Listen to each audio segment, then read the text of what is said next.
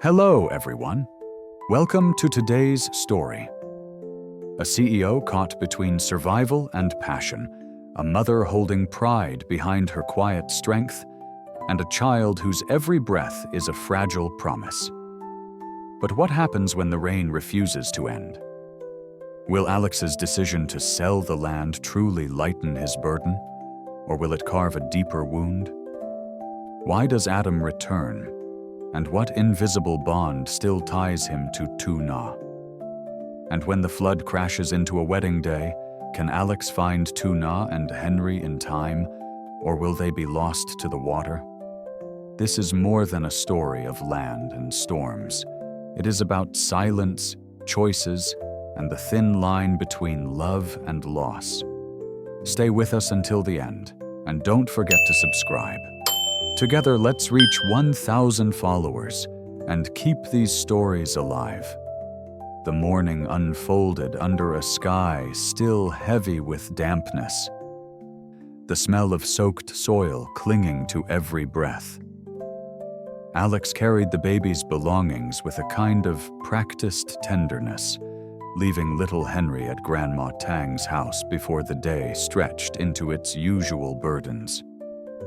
The child did not cry, only blinked with quiet eyes, as if sensing the weight pressing on the adult world.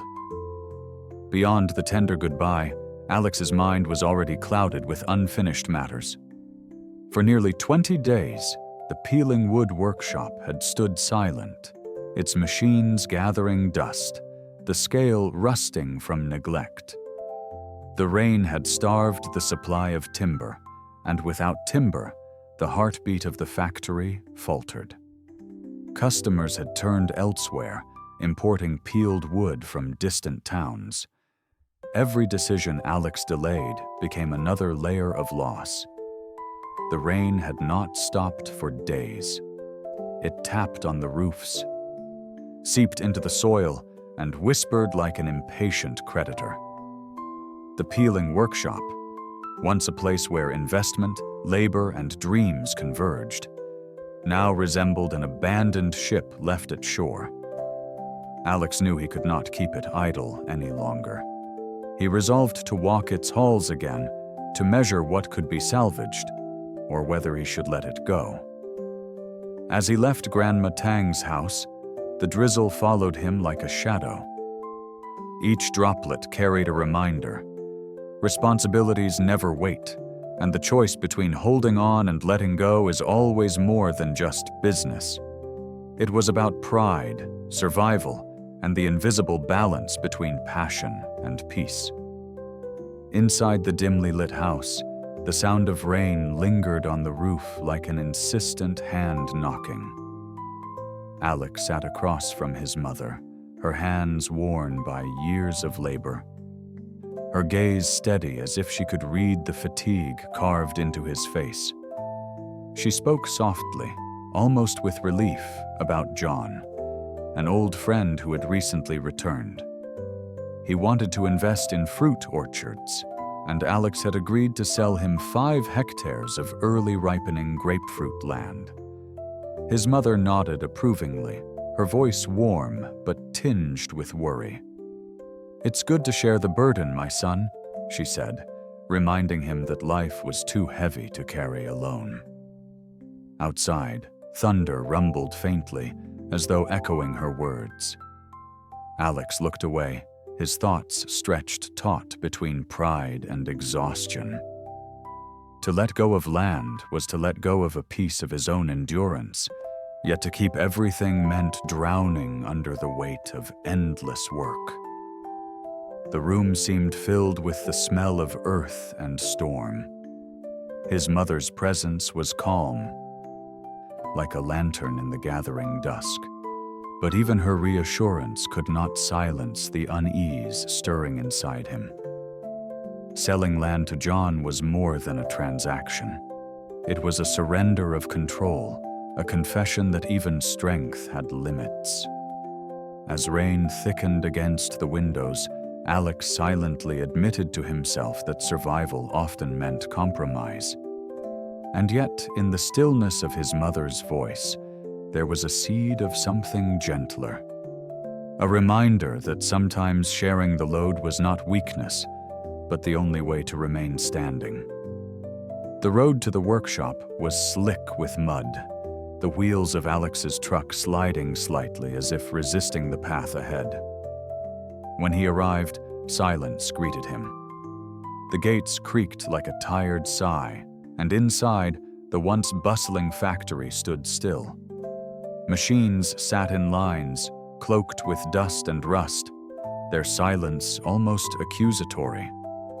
The scale he had installed not long ago gleamed faintly beneath the leaking roof, as though mocking the waste of effort and money. Alex walked through the empty halls, his footsteps echoing in the void. He remembered the days when timber arrived in heaps, when workers' voices filled the air, when output pulsed with life. Now the rain tapped insistently against the corrugated roof, each drop a reminder of decline. It was as if the storm itself was keeping time with his sense of loss. He paused, pressing his hand against the cold metal of the machine. For a moment, he considered shutting the doors permanently, burying the dream with silence. But another thought surfaced. Perhaps the workshop could still breathe, not for him, but through someone else. Renting it out could turn this husk into something useful again. He reached for his phone, calling Mr. Duong. His voice was steady, though the weight beneath it was unmistakable. "Do you know anyone who needs a production space? My workshop is idle." The words hung heavy in the damp air, like a final note in a song.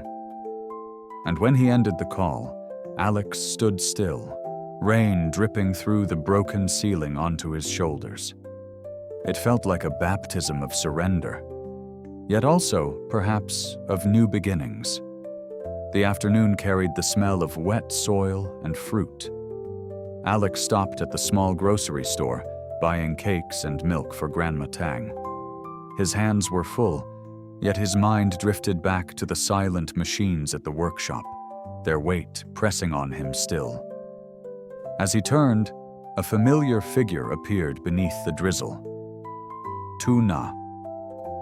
She held a basket from the market, her hair damp, her smile gentle but weary.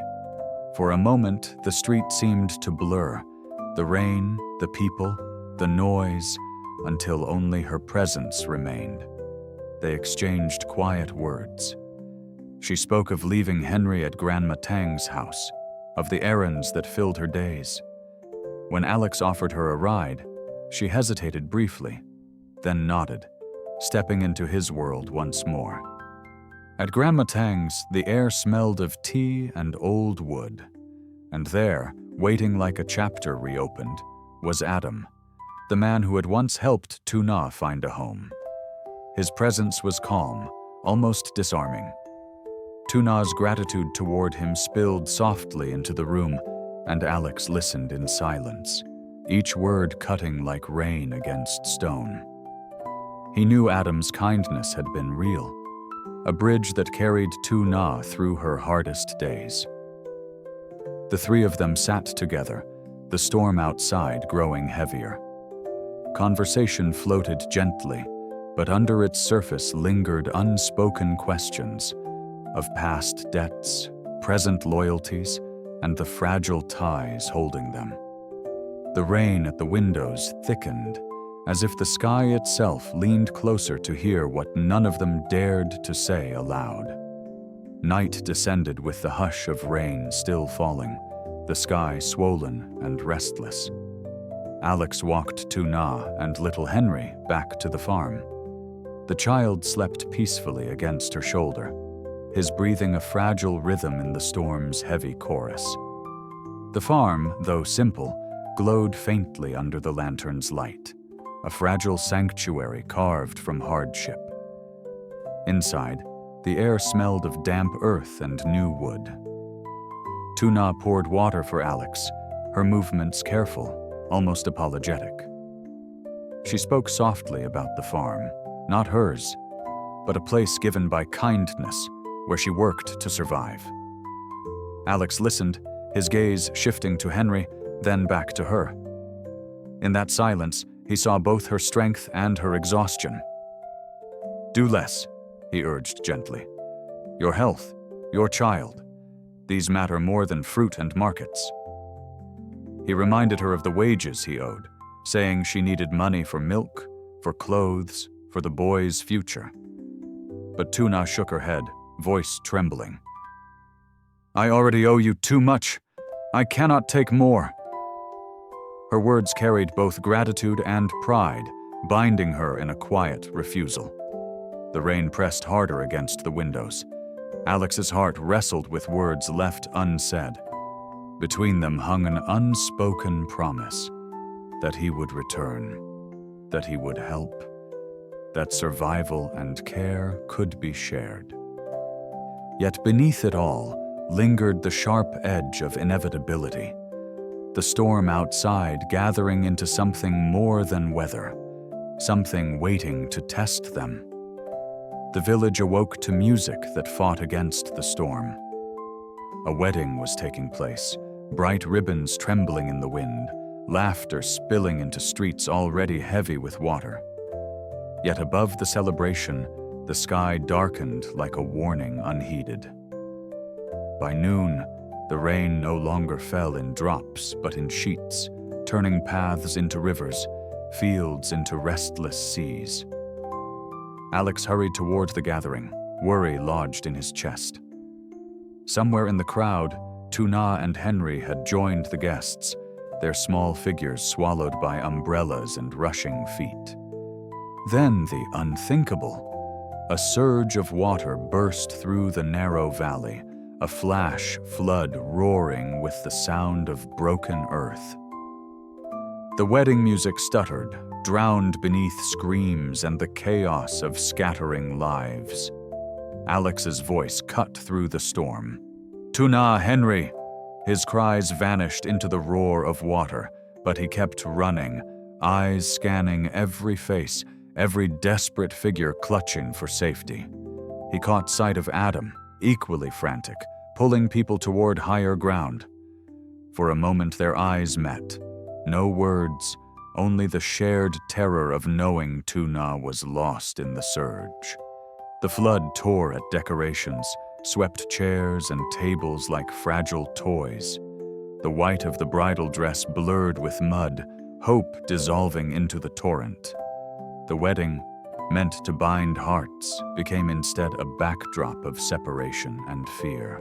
Alex pushed deeper into the flood's edge, his breath ragged, his hands reaching for a glimpse, a cry, any sign of them. But the river gave no answers. Only its relentless fury. The night fell heavy, soaked with rain and silence broken only by the raging current. Alex stood on the riverbank, his clothes clinging to his skin, his breath short from running and shouting until his voice broke. The water swallowed every word, every hope. Tuna and little Henry had vanished into its depths, carried away like fragile leaves in a storm too cruel to bargain with. The remnants of the wedding lay scattered, flowers torn, ribbons strangled in branches, laughter drowned forever in the mud. Around him, villagers huddled together, their faces pale with fear.